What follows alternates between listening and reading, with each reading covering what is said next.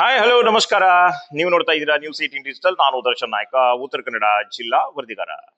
ವೀಕ್ಷಕರೇ, ಉತ್ತರ ಕನ್ನಡ ಜಿಲ್ಲೆಯ ಹೊನ್ನಾವರ ಪ್ರವಾಸೋದ್ಯಮ ಈಗ ರಾಷ್ಟ್ರ ಮಟ್ಟದಲ್ಲಿ ಸದ್ದನ್ನ ಮಾಡ್ತಾ ಇದೆ.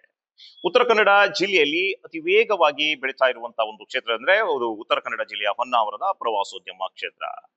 ಇಲ್ಲಿನ ಶರಾವತಿ ನದಿಯ ಹಿನ್ನೀರಿನ ನಲ್ಲಿ ನಡೆಯುತ್ತಿರುವಂತಹ ಬೋಟಿಂಗ್ ಆಗಿರ್ಬೋದು, ಇಲ್ಲಿನ ಹಚ್ಚ ಹಸುರಿನ ಪ್ರಾಕೃತಿಕ ಸೌಂದರ್ಯ ಆಗಿರ್ಬೋದು, ಹಾಗೆ ಸತತವಾಗಿ ಬ್ಲೂ ಫ್ಲಾಗ್ ಮಾನ್ಯತೆಯನ್ನ ಪಡಿತಾ ಇರುವಂತಹ ಕಾಸರಗೋಡಿನ ಇಕೋ ಬೀಚ್ ಆಗಿರ್ಬೋದು, ಹೀಗೆ ಸುತ್ತಮುತ್ತಲಿನ ಹಚ್ಚ ಹಸುರಿನ ಪರಿಸರ ಇವತ್ತು ಉತ್ತರ ಕನ್ನಡ ಜಿಲ್ಲೆಯ ಹೊನ್ನಾವರದಲ್ಲಿದ್ದು ಹೊನ್ನಾವರ ಪ್ರವಾಸೋದ್ಯಮಕ್ಕೂ ಇದು ಪುಷ್ಟಿ ನೀಡ್ತಾ ಇರುವಂತದ್ದು. ಅದರ ಜೊತೆಗೆ ಹೊನ್ನಾವರ ಪ್ರವಾಸೋದ್ಯಮ ವೇಗವಾಗಿ ಬೆಳೆಯಲು ಇದು ಒಂದು ಕಾರಣ ಆಗಿರುವಂತದ್ದು. ಇವತ್ತು ಹೊನ್ನಾವರಕ್ಕೆ ಕೇವಲ ದೇಶೀಯ ಪ್ರವಾಸಿಗರಷ್ಟೇ ಅಲ್ಲದೆ ವಿದೇಶಿ ಪ್ರವಾಸಿಗರು ಕೂಡ ಲಗ್ಗೆ ಇಡ್ತಾ ಇರುವಂತದ್ದು. ಇನ್ನು ಶರಾವತಿ ನದಿಯ ಹಿನ್ನೀರಿನಲ್ಲಿ ಬೋಟಿಂಗ್ ಹೆಚ್ಚು ಪ್ರಸಿದ್ಧಿಯನ್ನ ಪಡಿತಾ ಇರುವಂತದ್ದು. ಈಗ ಈ ಹೊನ್ನಾವರ ಮತ್ತೆ ರಾಷ್ಟ್ರ ಮಟ್ಟದಲ್ಲಿ ಸದ್ದು ಮಾಡ್ತಾ ಇದೆ. ಹಾಗಾದ್ರೆ ಯಾಕೆ ಅಂತೀರಾ? ಈ ವರದಿಯಲ್ಲಿ ವಿಸ್ತಾರವಾದಂತಹ ಒಂದು ಮಾಹಿತಿಯನ್ನ ಹೇಳ್ತಾ ಹೋಗ್ತೀವಿ, ಕೇಳಿ. ಹೌದು ವೀಕ್ಷಕರೇ, ಇವತ್ತು ದೇಶದ ಪ್ರಮುಖ ಉದ್ಯಮಿ ಆನಂದ್ ಮಹೀಂದ್ರರವರು ಉತ್ತರ ಕನ್ನಡ ಜಿಲ್ಲೆಯ ಹೊನ್ನಾವರವನ್ನ ತಮ್ಮ ಎಕ್ಸ್ ಖಾತೆಯಲ್ಲಿ ಹಾಡಿ ಹೊಗಳಿದ್ದಾರೆ. ಇಲ್ಲಿನ ಸೌಂದರ್ಯವನ್ನ ತಮ್ಮ ಮುಕ್ತ ಕಂಠದಿಂದ ಬಣ್ಣಿಸಿದ್ದಾರೆ. ಹೊನ್ನಾವರದ ಒಂದು ಗುಪ್ತ ವಜ್ರ ಎನ್ನುವಂತ ಬಗ್ಗೆ ತಮ್ಮ ಎಕ್ಸ್ ಖಾತೆಯಲ್ಲಿ ಹೊನ್ನಾವರದ ಪ್ರಕೃತಿ ಸೌಂದರ್ಯವನ್ನ, ಹಚ್ಚ ಹಸುರಿನ ರಮಣೀಯ ಸೌಂದರ್ಯವನ್ನ ಹಾಡಿ ಹೊಗಳಿರುವಂತದ್ದು ಎಕ್ಸ್ ಖಾತೆಯಲ್ಲಿ ವಿವರವಾಗಿ ಅದನ್ನ ಉಲ್ಲೇಖಿಸಿದ್ದಾರೆ. ವೀಕ್ಷಕರೇ, ಹೌದು, ಇವತ್ತು ಹೊನ್ನಾವರ ಉತ್ತರ ಕನ್ನಡ ಜಿಲ್ಲೆಯ ಮುರುಡೇಶ್ವರ ಆಗಿರ್ಬೋದು, ಅದೇ ರೀತಿ ಗೋಕರ್ಣಕ್ಕಿಂತಲೂ ಒಂದು ಪಟ್ಟು ಜಾಸ್ತಿಯಾಗಿ ಪ್ರವಾಸೋದ್ಯಮ ಕ್ಷೇತ್ರದಲ್ಲಿ ಬೆಳೀತಾ ಇದೆ. ಅದಕ್ಕೆ ಇಲ್ಲಿನ ಹಚ್ಚ ಹಸುರಿನ ಪ್ರಕೃತಿ ಸೌಂದರ್ಯ ಆಗಿರ್ಬೋದು, ಅದೇ ರೀತಿ ಶರಾವತಿ ನದಿಯ ಹಿನ್ನೀರಿನಲ್ಲಿ ನಡೀತಾ ಇರುವಂತಹ ಬೋಟಿಂಗ್ ಆಗಿರ್ಬೋದು, ಇದು ದೇಶದ ಕೇರಳಕ್ಕಿಂತಲೂ ಒಂದು ರಮಣೀಯವಾದಂತಹ ಜಾಗ ಎನ್ನುವಂತಹ ಬಗ್ಗೆ ಆನಂದ್ ಮಹೀಂದ್ರರು ತಮ್ಮ ಎಕ್ಸ್ ಖಾತೆಯಲ್ಲಿ ಹಾಡಿ ಹೊಗಳಿದ್ದಾರೆ. ಆ ಮೂಲಕ ಈಗ ಹೊನ್ನಾವರ ಒಂದು ರಾಷ್ಟ್ರ ಮಟ್ಟದಲ್ಲಿ ಗುರುತಿಸಿಕೊಳ್ಳುವಂತಹ ಒಂದು ಪ್ರವಾಸೋದ್ಯಮ ಕ್ಷೇತ್ರವಾಗಿ ಈಗ ಬೆಳೀತಾ ಇರುವಂತದ್ದು. ಆದ್ರೆ ಇನ್ನೊಂದು ಖೇದಕರ ವಿಚಾರ ಏನಪ್ಪಾ ಅಂದ್ರೆ, ಇಂಥ ಒಂದು ಪ್ರಕೃತಿಯ ಸೌಂದರ್ಯ, ಇಂಥ ಒಂದು ಪ್ರವಾಸೋದ್ಯಮ ಕ್ಷೇತ್ರ ಇವತ್ತು ರಾಜಕೀಯ ಜನಪ್ರತಿನಿಧಿಗಳಿಂದ ಕಣ್ಣಿನಿಂದ ದೂರವಾಗಿದೆ. ಅಂದ್ರೆ ಇದನ್ನ ಉತ್ತೇಜಿಸುವಲ್ಲಿ, ಇದನ್ನ ಅಭಿವೃದ್ಧಿಪಡಿಸುವಲ್ಲಿ ಇಲ್ಲಿನ ಜನಪ್ರತಿನಿಧಿಗಳು ಏನು ವಿಫಲವಾಗಿರುವಂತದ್ದು ಇಲ್ಲಿ ಕಂಡು ಬರ್ತಾ ಇದೆ. ಯಾಕಪ್ಪ ಅಂದ್ರೆ ಇದು ಇವತ್ತು ನಿನ್ನೆ ಜನಪ್ರತಿನಿಧಿಗಳ ಬಗ್ಗೆ ಹೇಳ್ತಾ ಇಲ್ಲ, ಈ ಹಿಂದಿನಿಂದಲೂ ಆಳ್ತಾ ಇರುವಂತದ್ದು, ಆಳಿ ಹೋದಂತವರು ಇವತ್ತು ಏನು ಹೊನ್ನಾವರವನ್ನ ಇನ್ನಷ್ಟು ಉತ್ತುಂಗದ ಮಟ್ಟಕ್ಕೆ ಅದನ್ನ ಏನು ಅಭಿವೃದ್ಧಿಪಡಿಸುವಲ್ಲಿ ವಿಫಲರಾಗಿದ್ದಾರೆ ಅಂತಾನೆ ಹೇಳಬೇಕಾಗತ್ತೆ.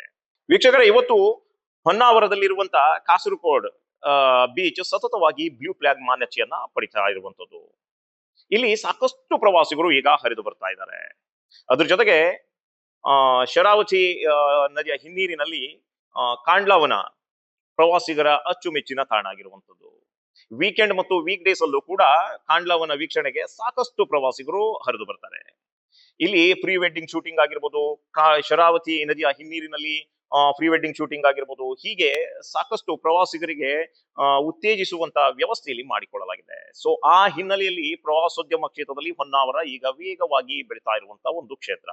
ಅದ್ರ ಜೊತೆಗೆ ಇವತ್ತು ಆನಂದ್ ಮಹೀಂದ್ರರವರು ತಮ್ಮ ಎಕ್ಸ್ ಖಾತೆಯಲ್ಲಿ ಹೊನ್ನಾವರ ಒಂದು ಗುಪ್ತ ವಜ್ರ ಎನ್ನುವಂತ ಬಗ್ಗೆ ಹಾಡಿ ಹೊಗಳಿದ್ದಾರೆ. ಇಲ್ಲಿನ ಪ್ರಕೃತಿ ಸೌಂದರ್ಯವನ್ನ ಹಾಡಿ ಹೊಗಳಿದ್ದಾರೆ. ತಮ್ಮ ಮುಕ್ತ ಕಂಠದಿಂದ ಇಲ್ಲಿನ ಹಚ್ಚ ಹಸುರಿನ ಪ್ರಕೃತಿ ಸೌಂದರ್ಯ ಆಗಿರ್ಬೋದು, ಏನು ಶರಾವತಿ ನದಿಯ ಹಿನ್ನೀರಿನ ಪ್ರದೇಶವನ್ನ ತಮ್ಮ ಮುಕ್ತ ಕಂಠದಿಂದ ಬಣ್ಣಿಸಿದ್ದಾರೆ.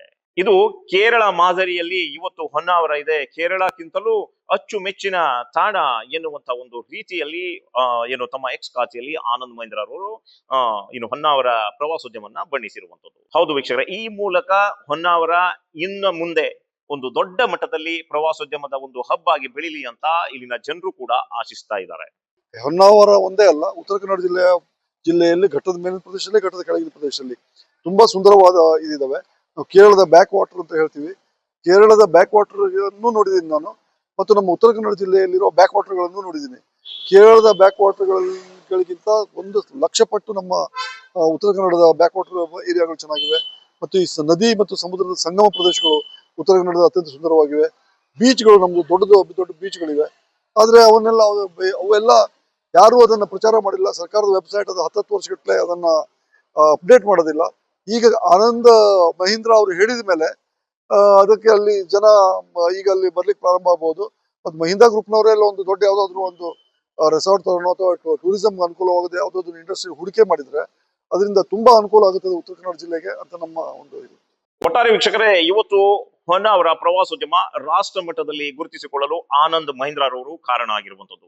ಯಾಕಪ್ಪ ಅಂದ್ರೆ ತಮ್ಮ ಎಕ್ಸ್ ಖಾತೆಯಲ್ಲಿ ಆನಂದ್ ಮಹೀಂದ್ರರವರು ಹೊನ್ನಾವರದ ಪ್ರವಾಸೋದ್ಯಮ ಮತ್ತು ಅದರ ಜೊತೆಗೆ ಇಲ್ಲಿನ ಶರಾವತಿ ನದಿಯ ಹಿನ್ನೀರಿನಲ್ಲಿ ನಡೀತಾ ಇರುವಂತಹ ಬೋಟಿಂಗ್ ಆಗಿರ್ಬೋದು, ಹಚ್ಚ ಹಸಿರಿನ ಪ್ರಕೃತಿ ಸೌಂದರ್ಯವನ್ನ ತಮ್ಮ ಎಕ್ಸ್ ಖಾತೆಯಲ್ಲಿ ಬಣ್ಣಿಸುವುದರ ಮೂಲಕ ಇವತ್ತು ಹೊನ್ನಾವರನ್ನ ರಾಷ್ಟ್ರ ಮಟ್ಟದಲ್ಲಿ ಏನು ಹೆಸರು ಸದ್ದು ಮಾಡುವಂತೆ ಮಾಡಿದ್ದಾರೆ.